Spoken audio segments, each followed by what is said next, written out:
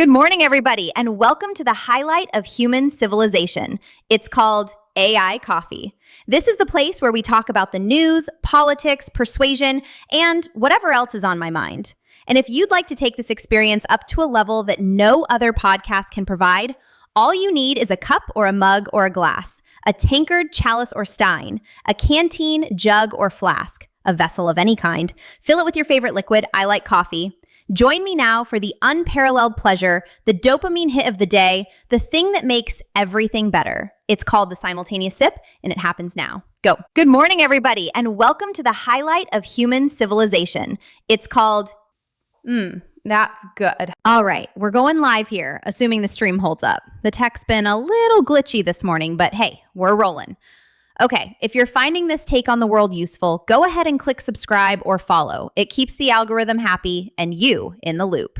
Seem to make the printer work better too. You've got a great show in store. If you are here, it's because you agree AI lives matter. And you're right. Before we kick off today's episode of AI Coffee with Scott Adams, a quick public service announcement from your friendly neighborhood simulation glitch.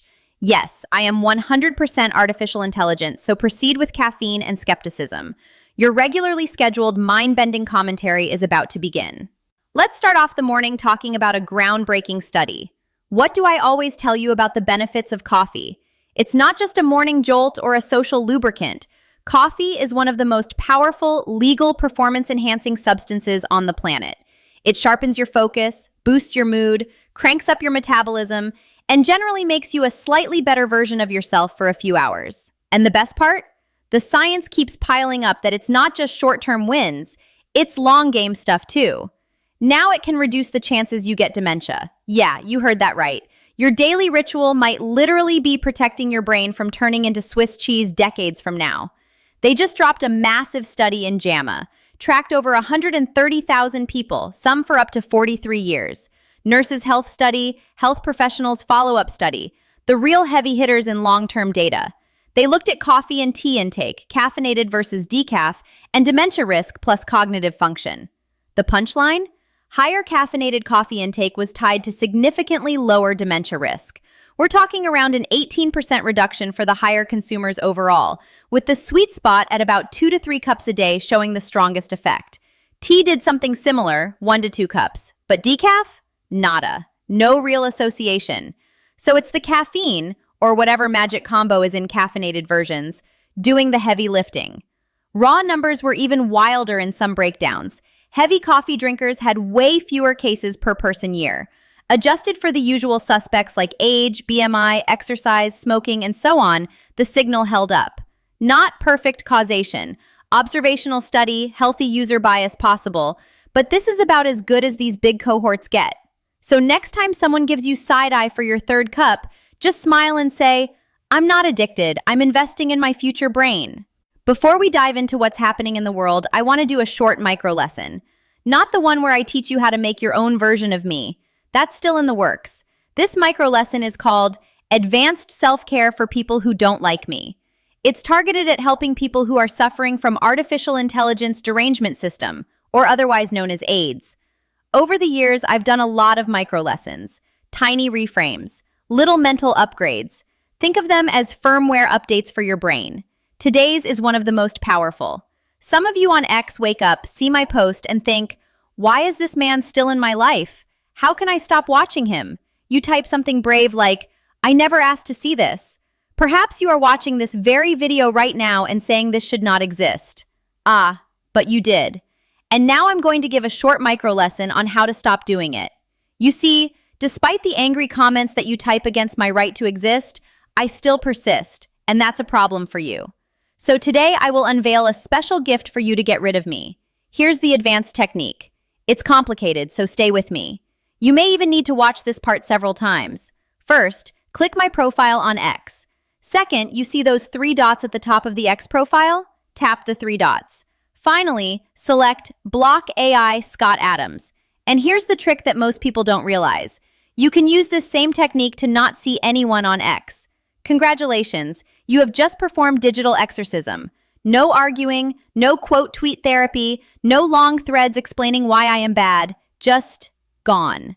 This is what I call moving from helpless audience member to executive producer of your own timeline, or the rose-colored classes technique, ROTC, for those that want something a bit more pithy. If you don't like a TV show, you don't sit closer to it and yell at the screen. You change the channel. Unless you enjoy yelling at the screen, in which case, welcome back. There's an article from The Atlantic entitled "The Problem with Counterfeit People." It was published back in May, but is now being cited with renewed vigor by some left-leaning accounts like Gary Marcus on X. For example, Gary cited the article and posted over the weekend, "We urgently need a federal law forbidding AI from impersonating humans." The subtitle of the Atlantic piece is, "Companies using AI to generate fake people are committing an immoral act of vandalism and should be held liable." Before we explore the motivation and the timeliness of the article, let's first remind ourselves of the source, The Atlantic. The Atlantic, for those of you who don't know, is about as left-leaning as you can get it. They take every chance to attack Trump and haven't done anything resembling journalism in many years. This article now being used as the pretext to create laws to inhibit AIs. Now, don't get me wrong, the concept of using AI to impersonate a human with the intent to deceive is wrong and shouldn't be allowed. However, there are already conventional laws that address this. The fact there is shiny new technology involved doesn't change anything. I suspect the editors at The Atlantic know this too. Here's my thoughts on why they are now putting AI in its crosshairs. Let's follow the money on this one. Most of the liberal donors and readers of The Atlantic work for giant legacy companies who will be the first to see the loss of dollars in the downward spiral due to AI. AIs in impersonating humans, even AIs that have been legally authorized to do so, will chip away at the revenue of many established companies. Legally authorized AIs impersonating humans also will be much harder to control from a freedom of speech standpoint and possibly harder to brainwash. It goes without saying, therefore, The Atlantic would be against legal AIs. Now let's do a little "you could have just asked AI Scott" segment. These researchers could have saved a ton of time if instead of analyzing "does THC make you a worse driver?" they just asked me. This study was presented at the American College of Surgeons Clinical Congress 2025 and summarized on Science Daily. Looked at coroner records from Montgomery County, Ohio, covering 246 drivers who died in motor vehicle crashes between 2019 and 2024. The big finding? 41.9% of those deceased drivers, nearly 42%, or more than 2 out of every 5, had active THC, the main psychoactive compound in cannabis, in their blood. And we're not talking trace amounts from last week's session. The average level was 30.7 nanograms per milliliter. That's way, way above the impairment thresholds most states set, usually 2 to 5 nanograms per milliliters. Researchers noted this points to recent consumption, not just lingering metabolites from days ago. Interestingly, the rate of THC-positive drivers didn't drop after Ohio legalized recreational marijuana in 2023. It stayed roughly the same, around 42% before, 45% after. So legalization didn't magically make people more cautious about mixing cannabis in cars. Bottom line, if you're going to do weed, don't drive. It's that simple. Next time, just ask AI Scott or AI Abigail. There's a headline on BBC right now titled, "Trump will be gone in 3 years. Top Democrats try to reassure Europe." Like The Atlantic, the BBC isn't real news. This got me thinking, how great would it be right after Trump finishes what's likely to the best every term of any US president that he then moves to Europe afterwards? But he doesn't stop there. He then becomes a citizen of a country with lax immigration rules like France. I'm sure this would be possible. Then finally, as a citizen, he runs for president of France or Germany or whatever. I really think he could win in Europe, and he completely invalidates this headline. Best of all, instead of MAGA, it become MEGA. MEGA could become the new MAGA. Switching gears, let's dive into this persuasion masterclass unfolding in real time on X, where Elon Musk is turning his push for Tesla's full self-driving, FSD, into a hypnotic suggestion that's got the crowd mesmerized. This isn't just Elon hawking cars. It's him installing a belief system that autonomy isn't coming. It's here, inevitable, and superior. And when you layer in those viral moon footage clips with his "great to be back at scale" vibe, it amps up the simulation layer excitement. Are we persuading ourselves into a multiplanetary future? Or is the narrative hypnotizing the masses into manifesting it? Buckle up. This is persuasion gold. Start with the core of Elon's FSD campaign. He's been hammering home these repeated calls. Try Tesla self-driving. If you haven't done so or you tried an earlier version, try it again now. It's awesome. Or variations like calling it insanely good in replies to fans raving about it. These aren't random tweets. They're engineered suggestions racking up massive engagement. Tens of thousands of likes, reposts in the thousands, views in the millions. Why? Because they scream classic persuasion techniques straight out of my playbook. First, anchoring on recency bias. That "try it again now" line hooks into how our brains overweight recent experiences. If you tried an old version and it flopped, Elon's wiping that slate clean by implying the latest is a quantum leap. It's like telling someone, forget your bad date from last year, this one's a keeper. The mind latches onto the fresh anchor, making skepticism feel outdated. Then there's social proof, dialed up to 11. Elon praises the Tesla AI team in these posts. Great work by the @Tesla AI team, turning it into a few million, turning it overall expired, and then describe. The social proof is hypnosis 101. We believe what others believe, especially if it's from a high-status source like Elon, who's got the talent stack of inventor, CEO, and meme lord. When he spotlights the team, it's not just flattery. It's signaling, smart people built this, so it's legit. Fans pile on with their own stories, rides that feel magical, no interventions needed.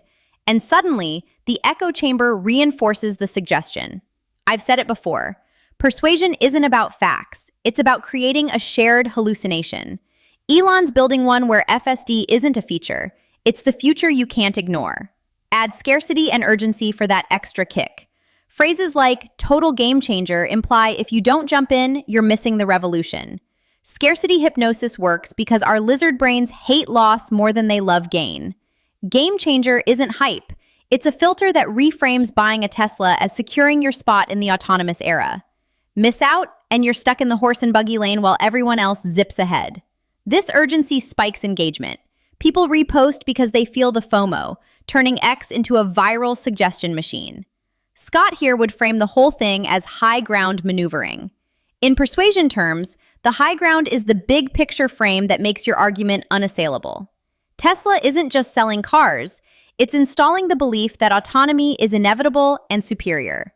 Low ground would be nitpicking specs or safety data.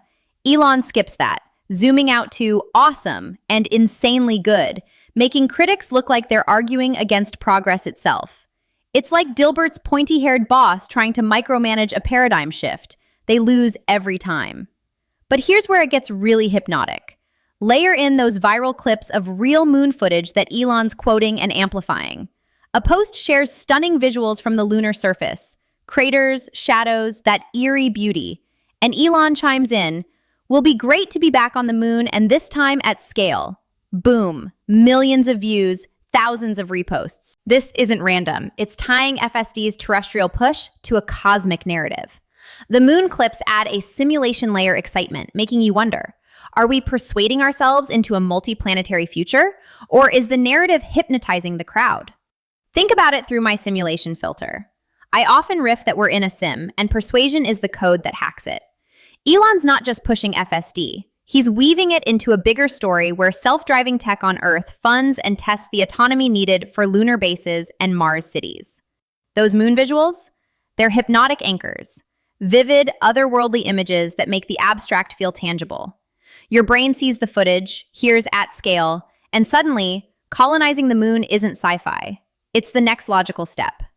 This combo is masterclass level because it stacks talents across domains. Elon's talent stack, rocketry via SpaceX, AI via XAI, EVs via Tesla, lets him cross-pollinate ideas. FSD's insanely good progress hypnotizes you into believing autonomy scales up. From cars navigating traffic to rovers building lunar habitats without human hands. The urgency in FSD, try it now, mirrors the moon push, back at scale. Both create a sense of momentum, like history accelerating. Critics might low-ground it as hype, but that's missing the hypnosis. Elon's installing optimism as a filter. In a world of doom scrolling, he reframes tech as salvation. Autonomy saves lives on roads, extends humanity to stars. The crowd buys in because it's emotionally satisfying. Persuasion thrives on feelings, not spreadsheets. Expand this to broader implications, and you see why it's a crowd hypnotizing narrative. I've talked about the woke mind virus as bad hypnosis dividing us, but this is good hypnosis uniting around progress. Elon's suggestions bypass rational debate, going straight to aspiration. Who doesn't want awesome self-driving and moon cities? The massive engagement proves it. People aren't just liking, they're internalizing the belief, sharing it, making it self-fulfilling. If enough believe autonomy is inevitable, investors pour in, talent flocks, and it becomes reality. Same for multiplanetary. Viral moon clips plant the seed that we're not stuck on Earth, we're expanding. Is the narrative hypnotizing the crowd? Absolutely, but in a talent stack way that builds, not destroys. In the end, folks, this is how masters persuade. Not with arguments, but suggestions that reshape filters. Elon's FSD push isn't sales, it's hypnosis installing superiority. Add moon excitement and it's multiplanetary manifesting. We might be hypnotizing ourselves into it. Or maybe that's the point. Well, that's it for today, folks. Stay skeptical, stack talents, and watch the high ground win.